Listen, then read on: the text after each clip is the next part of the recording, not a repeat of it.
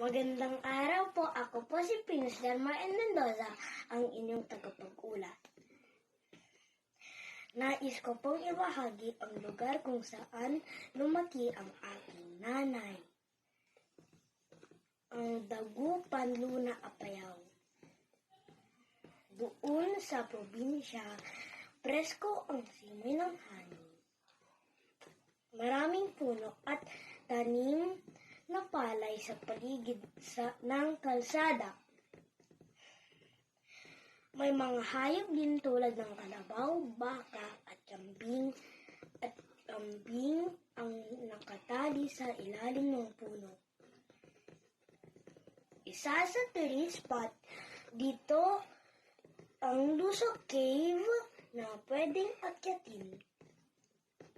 May bangka din dito para malibot ang ilog. Maaari din mag-picnic at mag-swimming.